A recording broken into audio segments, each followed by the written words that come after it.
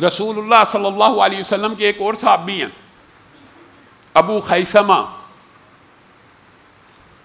گھر میں داخل ہوئے اور آپ کا گھر بڑا خوبصورت تھا، باغ میں باغ تھا اور باغ کے اندر 2 چھپر بنائے ہوئے تھے، آپ جن کو ہٹ کہہ سکتے ہیں آج کل کے دور میں۔ باغ کے دونوں کونوں کے اوپر 2 ہٹ بنے ہوئے ہیں، دونوں میں بیویاں رہتی ہیں، دنیا کی ہر نعمت موجود ہے، اور باغ کا موسم بنسبت باقی علاقوں کے سرد ہوتا ہے۔ ابو خیثمہ اپنی دونوں خوبرو بیویوں کے پاس باغ میں داخل ہوتے ہیں، ذہن میں خیال آتا ہے رسول اللہ صلی اللہ علیہ وسلم گرمی میں سفر کر رہے ہیں، میں یہاں اپنی بیویوں کے پاس باغ میں بیٹھا کھانے کی تیاری کر رہا ہوں۔ اچانک کھڑے ہوئے، نکلے، سوار ہوئے، پورا انتظام کیا سفر کا، جا رہے ہیں دوڑتے ہوئے تیزی سے کہ کہیں رسول اللہ صلی اللہ علیہ وسلم واپس نہ آ جائیں۔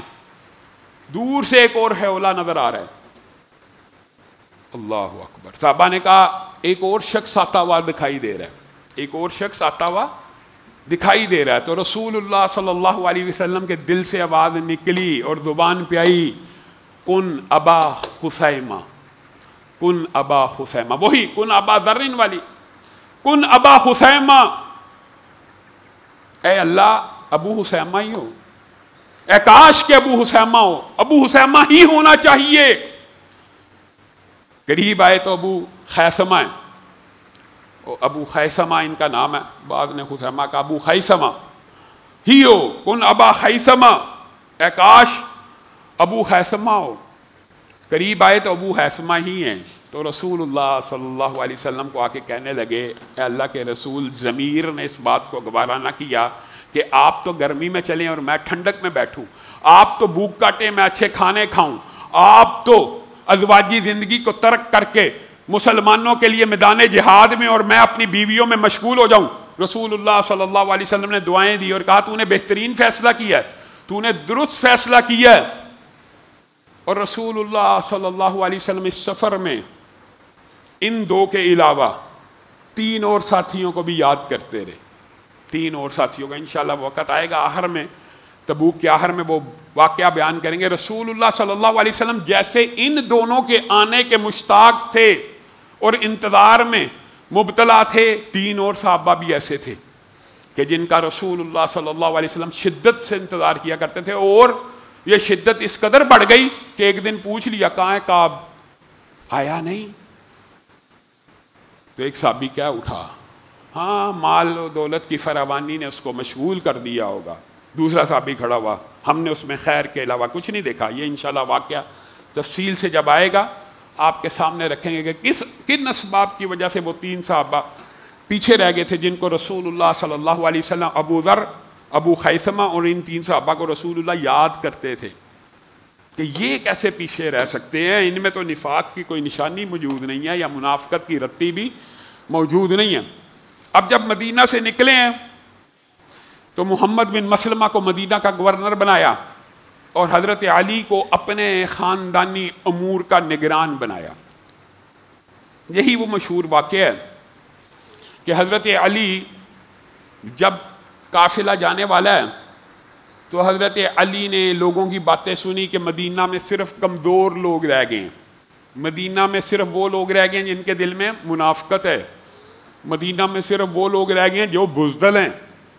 حضرت علی کو غصہ آ گیا، حضرت علی بے چین ہو گئے، حضرت علی تیزی سے رسول اللہ صلی اللہ علیہ وسلم کے لشکر کی طرف دوڑے اور جا کے ان کو کہا، اللہ کے رسول یہ لوگ میرے لیے باتیں کر رہے ہیں، میں نہیں رہ سکتا، کیا میں علی نہیں ہوں، کیا میں مجاہد نہیں ہوں، کیا میں بزدل ہوں، کیا میدان بدر احد سارے میدان جنگوں کے میں بھول گیا ہوں، خیبر سے لے کر بدر تک۔ رسول اللہ صلی اللہ علیہ وسلم مسکرانا شروع ہو گئے اور کہا، ما ترضا ان تکون منی بمنزلت ہارون من موسیٰ، اے علی تو لوگوں کی باتوں سے گھبرا گیا، تو لوگوں کے چھوٹے چھوٹے تانوں سے گھبرا گیا، اما ترضا ان تکون منی بمنزلت ہارون من موسیٰ، کیا تو اس بات پہ راضی نہیں ہے کہ تیری میری وہی نسبت ہے جو موسیٰ کی ہارون کے ساتھ ہے۔ یہ اعزاز سیدنا علی کو یہاں پہ ملا، اللہ ساتھ ہی کوئی اشکال پیدا ہونے کا خطرہ اگر ہوا کہ کہیں کوئی یہ نہ سمجھ لے، ہارون بھی نبی تھے، موسیٰ بھی نبی تھے، تو اس کی میری نسبت ہے تو کلی ہو گئی، تو میرے بعد بھی نبی ہو سکتا ہے۔ تو کیا کہا؟ الا انہ لا نبی بعدی، لا نبی بعدی۔ علی ایک بات یاد رکھی، تیری میری نسبت تو موسیٰ اور ہارون کی ہی ہے، لیکن یہ بات یاد رکھی میرے بعد نبی کوئی نہیں۔ بعض لوگ یہاں پہ اس حدیث سے یہ بات استدلال کرتے ہیں کہ حضرت علی کو رسول اللہ صلی اللہ علیہ وسلم نے یہاں پہ وصی بنایا تھا۔ وہ اتنا بڑا جھوٹ اور مغالطہ ہے کہ حضرت علی کو تو رسول اللہ صلی اللہ علیہ وسلم نے صرف اپنے خاندان کے امور کا امیر بنایا تھا۔ مدینہ کا امیر کون تھا؟ محمد بن مسلمہ، مدینہ کا بھی امیر نہیں تھا بنایا۔ اور دوسری بات یہ ہے کہ حضرت ہارون کی اگر نسبت کو کلی لیا جائے تو حضرت ہارون تو حضرت موسیٰ کی زندگی میں فوت ہو گئے تھے، وہ ان کے بعد کیسے خلافت آئی؟ اگر نسبت کلی لی جائے جو ہمارے اہل تشیع لیتے ہیں، تو ہارون تو موسیٰ کی زندگی میں فوت ہو گئے تھے، تو زندگی کے بعد کی خلافت کہاں سے آ گئی؟ خیر یہ تو ایک ضمنی بات آئی۔ رسول اللہ صلی اللہ علیہ وسلم تیزی سے تبوک کی طرف بڑھے اور یہاں پہ متعدد معجزات بھی پیش آئے۔ معجزات بھی رسول اللہ صلی اللہ علیہ وسلم نے کہا تبوک کے چشمے پہ جو کوئی اترے اس میں سے پانی نہ لے جب تک میں نہ آ جاؤں۔ خیر جب وہاں پہ پہنچے تو پوچھا، انہوں نے کہا یہاں سے پانی لے لیا، ایک لکیر جتنا پانی، لکیر جتنا، الفاظ آتے ہیں لکیر، ایک لائن جتنا صرف پانی، یعنی اتنا بریک تھا ایک لائن جتنا۔ رسول اللہ صلی اللہ علیہ وسلم نے ایک پیالے میں اکٹھا کیا، اس میں وضو کیا، اس میں اپنے لعاب دہن کو ڈالا اور دوبارہ پانی پھینکا، وہ چشمہ پھوٹ پڑا۔ تو رسول اللہ صلی اللہ علیہ وسلم نے یہاں پہ ایک پریڈکشن کی، پیشین گوئی کی، یہ وہی ہے۔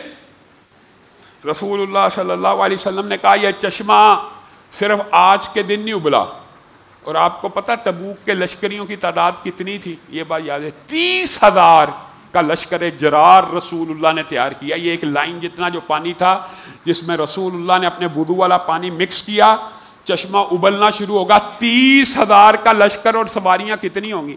سب سواریوں نے بھی پانی پیا، سب لشکریوں نے بھی پانی پیا، اور پانی پھر بھی رواں رہا۔ تو رسول اللہ صلی اللہ علیہ وسلم نے اپنے صحابہ کو مخاطب ہو کے یہ بات کہی، یاد رکھو، یاد رکھو، یہ چشمہ اب رواں رہے گا، یہ چشمہ اب رواں رہے گا۔ یہ جو تمہیں صحرا نظر آ رہا ہے اس چشمے کی جگہ، ان قریب یہ باغ میں بدل جائے گا۔